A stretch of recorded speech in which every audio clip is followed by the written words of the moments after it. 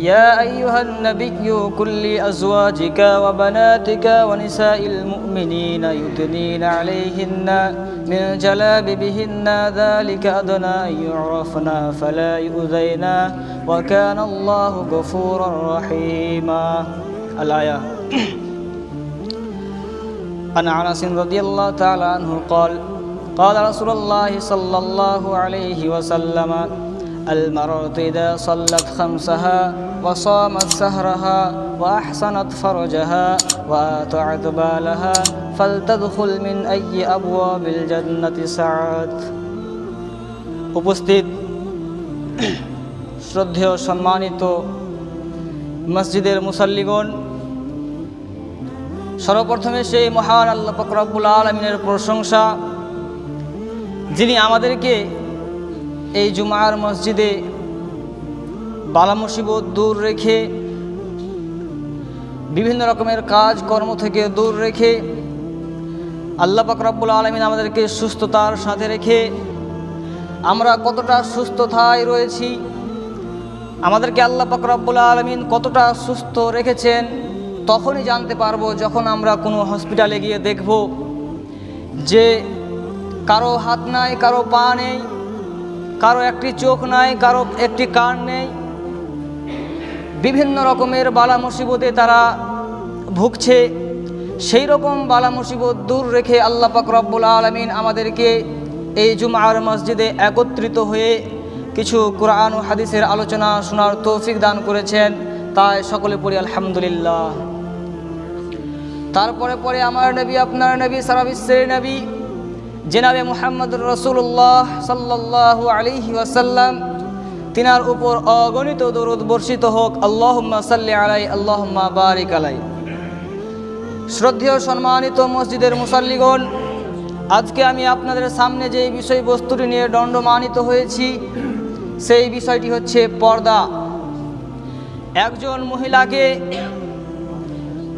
মহিলাকে তার পিতা, একজন মহিলাকে তার ভাইয়েরা কিভাবে তাকে পর্দায় রাখতে হবে, কিভাবে রাখবে, সেই সম্পর্কে কিছু আলোচনা করব ইনশাআল্লাহুল আজিজ। পর্দা শব্দটি হচ্ছে বাংলা, আরবিতে হিজাব বলা হয়, যার আবিধানিক অর্থ হচ্ছে ঢাকনা বা অন্তরাল। ইসলামিক শরীয়তি অনুযায়ী নারী পুরুষ প্রত্যেকের জন্য অঙ্গ প্রত্যঙ্গ সমূহকে ঢেকে রাখার নামই হচ্ছে পর্দা বা হিজাব।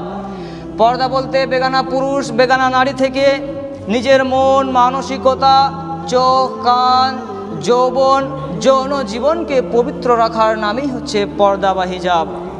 পর্দা সকল মানুষ, নর নারীর জন্য পর্দাকে ফরজ করা হয়েছে, কেননা পর্দা অশ্লীলতা, বেহায়াপনা এবং জেনার পথকে বন্ধ করে দেয়।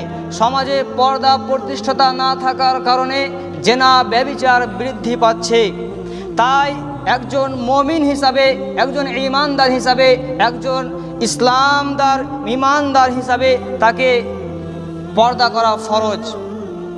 আল্লাহ পাক রব্বুল আলামিন কুরআনুল কারীমের মধ্যে বলছেন, সূরা আহজাব 59 নম্বর আয়াতের মধ্যে বলছেন, ইয়া আইয়ুহান নাবিয়্যু কুল্লি আজওয়াজিকা ওয়া বানাতিকা ওয়া নিসাইল মুমিনিনা ইউদনিনা আলাইহিন্না মিন জালাবিবিহিন্না যালিকা আদনা আন ইউরাফনা ফালা ইউযাইনা ওয়া কানা আল্লাহু গফুরার রহিমা।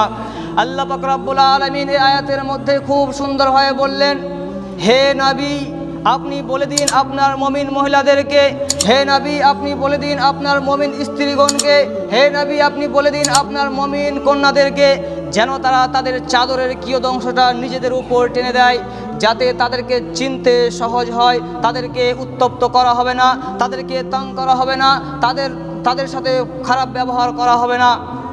এইভাবে আল্লাহ পাক রব্বুল আলামিন নবী করিম সাল্লাল্লাহু আলাইহি ওয়াসাল্লামকে উপদেশ দিচ্ছেন। আর আজকে এই দেখেন, আজকে এই যুগে মহিলারা এমনভাবে ড্রেস পোশাক পরছে যে বলার কথা নয়। আল্লাহ পাক রব্বুল আলামিন বললেন যে, হে নবী আপনি বলে দিন আপনার মুমিন মহিলাদেরকে, মুমিন স্ত্রীদেরকে, তারা যেন তাদের নিজের শরীরের উপর চাদর দিয়ে ঢাকা দেয়। কিন্তু সেটা আজকে হচ্ছে না, মাথার উপর থেকে নিচের দিকে চাদর দিয়ে ঢেকে দেয়। আর আল্লাহ পাক রব্বুল আলামিন কুরআনুল কারীমের মধ্যে বলছেন, সূরা নূর 31 নম্বর আয়াতের মধ্যে বলছেন, ওয়াকুল্লিল মুমিনাতি ইয়াগযুযনা মিন আবসারিহিন্না ওয়া ইয়াহফাজনা ফুরুজাহুন্না ওয়া লা ইউবদিনা যিনাতাহুন্না ইল্লা মা যাহারা মিনহা।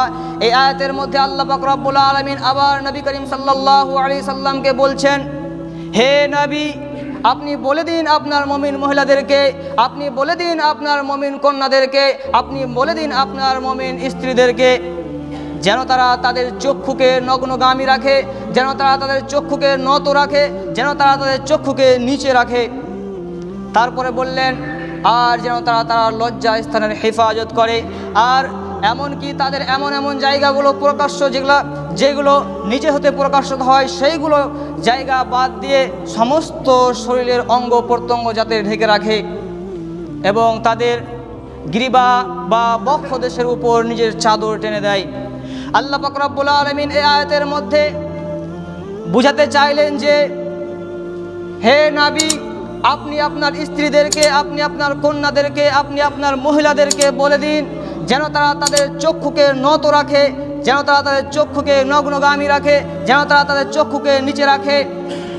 আজকে এই জালালপুর থেকে চরঙ্গি থেকে চাঁচল শামসি, অনেক বাবার মেয়েরা, অনেক ভাইয়ের বোনেরা যখন চরঙ্গি বাজারে যায়, চরঙ্গি স্কুলে যায়, তখন তাদের দিকে দেখা দূরের কথা, আমরা তাদের দিকে তাকালে তারাই আমাদেরকে এমনভাবে দেখছে, আমরা লজ্জায় আমরা লাঞ্ছিত হয়ে আমাদেরকে নিজেদেরকে চোখকে নিচে করতে হয়। তারা চোখ নিচে করে না, তারা আমাদের দিকে আকৃষ্ট হচ্ছে, তাদের দিকে এই জন্যই মুমিন পুরুষরা আকৃষ্ট হয়ে যায়। একজন মহিলা যখন বাড়ি থেকে বেপর্দা হয়ে যাবে, আর ইবনে মাসউদ রাদিয়াল্লাহু তাআলা আনহু তিনি বলেন, আল মারআতু আওরাতান ফাইদা খারাজাত ইস্তাশরাফাহা শাইতান। যখন কোনো মহিলা বেপর্দা হয়ে বাড়ি থেকে বের হয়ে যাবে, তখন সেই মহিলাটিকে পরপুরুষদের চক্ষুতে সুসজ্জিত করে দেখানো হবে। পরপুরুষরা সেই মহিলাটিকে খুব সুন্দর, খুব রূপবতী, গণবতী মনে করে দেখবে, আর সেই মহিলার কারণে সেই অনেক পুরুষরা তার দিকে তাকিয়ে তার ঈমান নষ্ট হয়ে যাবে, কুধারণা করবে, তার দিকে দেখে তাদের ঈমান ধ্বংস হয়ে যাবে, তার দিকে দেখে তাদের জেনা হয়ে যাবে। এই রকম বিভিন্ন রকমের গুনাহে লিপ্ত হয়ে যায় একটি মহিলার কারণে। তারপরে আল্লাহ পাক রব্বুল আলামিন বললেন যে, লজ্জা স্থানের হেফাজত করতে বলো, যাতে তারা লজ্জা স্থানের হেফাজত করে। আজকে আমাদের মা বোনেরা এমন ড্রেস পরে, এমন পোশাক পরে যে তাদের দেখলে মানুষের ঈমান নষ্ট হয়ে যায়। আজকে এমন ড্রেস পরে মহিলারা, আজকে আমাদের মা বোনেরা এমন পোশাক পরে, এমন টাইট ফিট পোশাক পরে, তাদের শরীরের উঁচু নিচু সমস্ত অঙ্গগুলো প্রকাশ্যভাবে বোঝা যায়। কিন্তু আমাদের বাবারা, আমাদের বোনেরা সেই মহিলাদেরকে একবারও বারণ করছি না, সেই মহিলা অনেক পুরুষদের ঈমান নষ্ট করে দেয়, সেই মহিলার জন্য অনেক পুরুষ জাহান্নামে যাবে। একজন মহিলা 4 জন পুরুষকে জাহান্নামে নিয়ে যেতে যথেষ্ট, একজন মহিলা 4 জন পুরুষকে জান্নাতে নিয়ে যেতে যথেষ্ট। একজন মহিলা 4 জন পুরুষকে জান্নাতেও নিয়ে যাবে, আবার একজন মহিলা 4 জন পুরুষকে জাহান্নামেও নিয়ে যাবে। এবার কেমন ভাবে, যখন একটি মহিলা পৃথিবীর বুকে ভূমিষ্ঠ হয়, তখন তার ইন্স্যুরেন্সটা, তার বুলবু কাগজটা, তার ডকুমেন্টসটা তার বাবার নামে হয়ে যায়। সেই মহিলাটার বাবার নামে তার ডকুমেন্টসগুলো হয়ে যায়। তার বাবা যদি পাগল হয়ে যায়, কিংবা কোথাও বাইরে উপার্জনে চলে যায়, কিংবা মারা যায়, তাহলে সেই মহিলাটার ডকুমেন্টসটা তার ভাইয়ের নামে চলে যাবে। যখন তার বাবা কিংবা তার ভাই যখন তার বিবাহ দিয়ে দিবে, তখন সেই মহিলার ডকুমেন্টসগুলো সব চলে যাবে তার স্বামীর কাছে। তার স্বামী যদি আবার পাগল হয়ে যায়, কিংবা উপার্জনে বাইরে চলে যায়, কিংবা মৃত্যুবরণ করে, তাহলে তার যদি বড় ছেলে থাকে, তাহলে তার বড় ছেলের কাছে তার ডকুমেন্টসগুলো চলে যাবে। এবার শুনেন, যখন সে পৃথিবীর বুকে ভূমিষ্ঠ হয়েছিল, পৃথিবীর বুকে যখন এসেছিল, সেই সময় যখন তার বাবার নামে তার ডকুমেন্টসগুলো গিয়েছিল, তার ইন্স্যুরেন্সটা হয়েছিল, সেই সময় সেই মহিলা যদি দুনিয়ার বুকে ফাহিশা কাজ করে,